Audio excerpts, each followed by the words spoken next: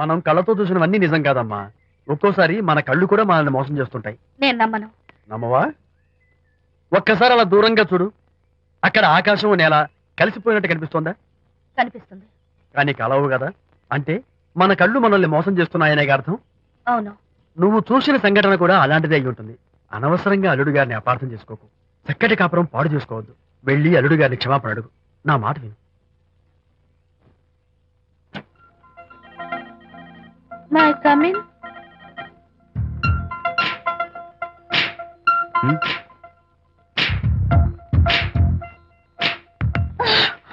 I'm so sorry. Decoration జారిపోతుంది, ఎవరైనా చూస్తారు. నా మీద కోపం పోయిందా? జరిగిందంతా మర్చిపోతారు కదూ? మర్చిపోతాను. ప్రామిస్.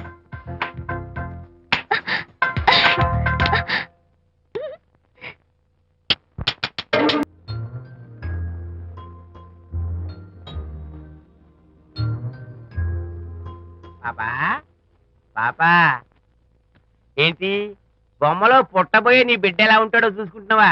ఎందుకమ్మా, ఓ ఫుల్ బాటిల్ నాకు ఇచ్చావనుకో, తప్పటి అడుగులతో ముద్దు మాటలతో పుట్టబోయే నీ బిడ్డ ఎలా ఉంటాడో కళ్ళ కట్టినట్టు చూపించేద్దాం.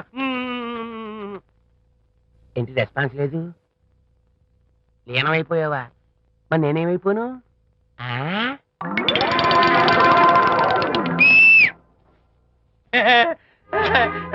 భగవంతుడు బాట్లు అనేక రూపాల్లో కనిపిస్తారట. ప్రస్తుతం ఈ కప్పేలకు బాటిల్లా కనిపిస్తాను. దాన్ని మాత్రం అమ్మడానికి నేను ఒప్పుకోను. తప్పమ్మా, దేని మీద మమకారం పెంచుకోకూడదు. మందు మీద మమకారం పెంచుకోవడం వల్ల నన్ను చూడు, ఇంట్లో ఉన్నవన్నీ అమ్మేసుకుంటానా? వద్దమ్మా, నా మాటను. మందు అంటే మనలో కలిసిపోతుంది, కప్పు మొక్కలైపోతుంది. ఏది శాస్త్రంగా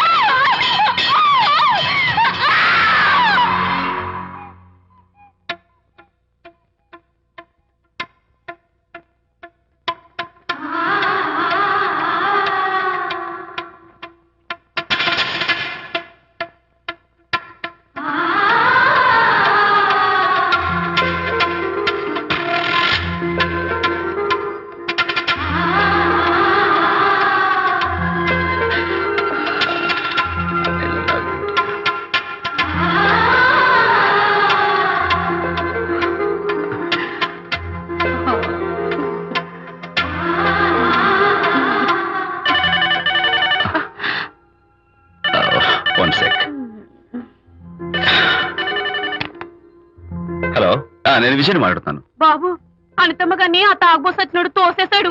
ఏమైంది? అమ్మగారు కింద పడిపోయారు. బాధతో మెలికి తిరిగిపోతున్నారు. ఓ మై గాడ్, నాకు చాలా భయంగా ఉంది బాబు. మీరు తొందరగా రండి బాబు. నేను వెంటనే బయలుదేరి వచ్చేస్తాను.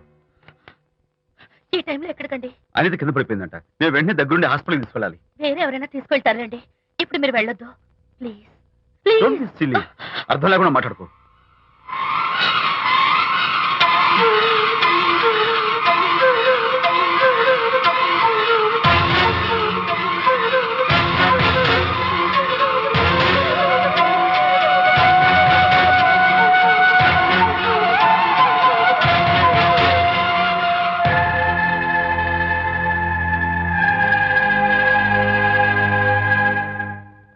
డాక్టర్, అనితకి నథింగ్ టు వరీ. కాలికి దెబ్బ తగిలింది కాబట్టి పర్వాలేదు. అదే కడుపుకు తగిలింటే అబార్షన్ అయి ఉండేది. Thank God. Anyhow she is lucky. చూడండి, నెలలు నిండుతున్న కొద్దీ మీరు మీ షీస్ మై ఫ్రెండ్ డాక్టర్. అలాగా. పెయిన్ ఎక్కువగా ఉంటే ఈ టాబ్లెట్స్ వాడండి. అలాగే డాక్టర్. ఇంత చిన్న దెబ్బకి అంత ఇదైపోతావేంటి విజయ్? చిన్నదేం కాదు, జరగకూడదు జరుగుంటే చాలా పెద్ద అయ్యేది. నువ్వున్నావుగా. సర్లే. డాక్టర్ ఏం చెప్పారు తెలుసా? నువ్వు పిచ్చి పిచ్చి ఆలోచనలు పెట్టుకుని మనసు పాడు చేసుకోవద్దని, ఎప్పుడు సరదాగా ఉత్సాహంగా ఉండాలని, కష్టమైన పనులు ఏమీ చేయకూడదని, బాగా రెస్ట్ తీసుకోవాలని, సమయానికి మందులు వేసుకోవాలని, మంచి ఆహారం తీసుకోవాలని, జ్యూసెస్ తాగాలని, ఎక్సర్సైజ్ చేయాలి. ఇవన్నీ డాక్టర్ గారు చెప్పుండరు, నువ్వే కావాలని చెప్తున్నావు కదా. అఫ్ కోర్స్, ఇందులో డాక్టర్ చెప్పిన కొన్ని, నేను కల్పించి చెప్పిన కొన్ని. ఈ డెకరేషన్ అంతా ఎందుకో తెలుసా? నా కొత్త ఫ్రెండ్ కోసం. కొత్త కొత్త ఫ్రెండా? నేను కాకుండా? ప్రస్తుతం నీ కడుపులో రెస్ట్ తీసుకుంటున్నాడు. రేపు బయటకు వచ్చాక నా చెవి పట్టుకుని, ఏరా భడవా, మా అమ్మ నీ బెస్ట్ ఫ్రెండ్ అంటావే, మరి తను ఎలాగైనా చూసుకోవటం. నువ్వు చేసిన తప్పు శిక్ష ఉండో తెలుసా? నేను నీ బట్టల మీద, ఆ తర్వాత నీ మీద పోసేస్తాను అన్నాడు అనుకో, ఆ అత్తల సువాసనలకి, ఆ గుహాళింపులకి నేనేమైపోవాలి, నా బట్టలు ఏమైపోవాలి. కాబట్టి అమ్మడు, నా లిటిల్ ఫ్రెండ్ కోసం ఇక్కడి నుంచి నువ్వు నా మాట వినాలి తప్పదు. ఓకే విజయ్, ఉమ్. నువ్వు నా తోడు లేకపోతే నేనేమైపోయేదాన్ను. నీ ప్రేమ అభిమానం చూస్తుంటే నాకేమనిపిస్తుందో తెలుసా? మళ్ళీ జన్మంటూ ఉంటే నీ కడుపున వచ్చి పాపాయిని పుట్టాలనిపిస్తుంది. ఇంతకంటే ఎలా చెప్పాలో. ఏ ఊరుకో. ఏ no no what is this? చీ చీ చీ. మా అనిత ఎప్పుడు ఇదొకటి అనితలాగే సరదాగా హుషారుగా అల్లరి చేస్తూ గోల్ చేస్తూ ఉండాలి. ఓకే కమ్ ఆన్ చిరా. That's good. Come on let's go. రా తల్లి రా. అల్లుడితో చెప్పకుండా అలిగొచ్చేసావా? చాలా మంచి పని చేశావు. నా కడుపున పుట్టినందుకు నేను గర్వపడుతున్నాను. దానికి కారకుండా అయినందుకు నేను సిగ్గుపడుతున్నాను. ఆడపిల్ల అడిగి అత్తవారి నుండి వచ్చేస్తే 4 మంచి మాటలు చెప్పి పంపించాల్సింది పోయి వెనకేసుకొస్తావా వేరు పెనుగా అన్నాడు సుబ్బాయమ్మ భర్త తన భార్యతో. శాంతి శాంతి. అల్లుడు గారా రండి రండి. ఏమిటి శాంతి, మాట మాత్రమే చెప్పకుండా వచ్చేసావు? మాట వినని మనిషితో చెప్పి రావాల్సిన అవసరం నాకు లేదు. సర్లే పద ఇంటికి. ఏ ఇంటికి? మన ఇంటికి. ఇల్లాలి మాటకు విలువలేని ఆ ఇల్లు దాని ఇల్లు ఎలా అవుతుంది? మీరు ఆపుతారా? శాంతి, నువ్వు చిన్న విషయాన్ని పెద్ద విషయం చేస్తున్నావు. చిన్న విషయమా? ఇది చిన్న విషయమా? పెళ్లిలో అది మీతో రాసుకు పూసుకు తిరుగుతుంటే చిన్న విషయమని సరిపెట్టుకున్నాను. నట్టి నడి బజార్లో మీరు దాన్ని కౌగులించుకుని ఓదారుస్తున్నానని చెప్తే చిన్న విషయమని సర్ది చెప్తున్నాను. ఇప్పుడు నా కౌగులి కంటే దాని లోగిలే ముఖ్యం అనుకోవడం చిన్న విషయమని నేను అనుకోవట్లేదు. శాంతి, ఆ రోజు నాతో షిడ్నీ షెల్డన్, జెఫ్రీ ఆర్చర్స్ నవలు చదివేదాన్ని ఆ మాత్రం నాకు తెలియదా అన్నావు. అంతంతలా పుస్తకాలు చదవడం కాదు, మనుషులను చదవాలి, వాళ్ళ మనసుల్ని అర్థం చేసుకోవాలి. బయలుదేరు. అబ్బో, ఇప్పటికే నిన్ను నీ ఫ్రెండ్ ని ఎక్కువగా అర్థం చేసుకున్నావు. అందుకేనండి చాలా ఎక్కువగా మాట్లాడుతున్నారు. ఏమిటి ఎక్కువ? ఆపండి. ఇది మా మొగుడు పిల్లల మధ్య సమస్య, మీరు అనవసరంగా జోక్యం చేసుకోకండి. ఇప్పుడు సమగా ఉందా? శాంతి, ఇంతకీ నువ్వు ఇంటికి వస్తావా రావా? వస్తాను, కానీ ఒక కండిషన్ మీద అయితేనే వస్తాను. ఇక మీరు అనితింటికి వెళ్ళకూడదు, తనతో మాట్లాడకూడదు.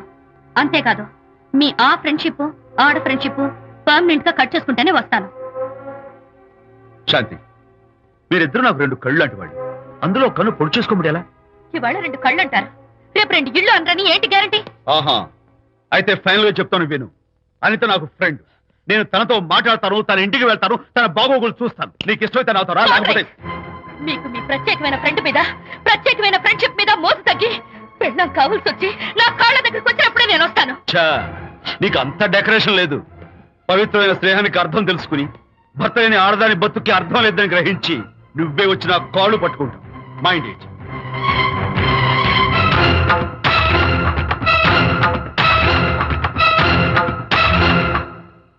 ఇది అలోపతి, ఇది హోమియోపతి, ఇది ఆయుర్వేదం, ఇది యునాని మందు. ఏమిటివి? Complan, Bournvita, Horlicks. ఇవన్నీ ఎందుకు?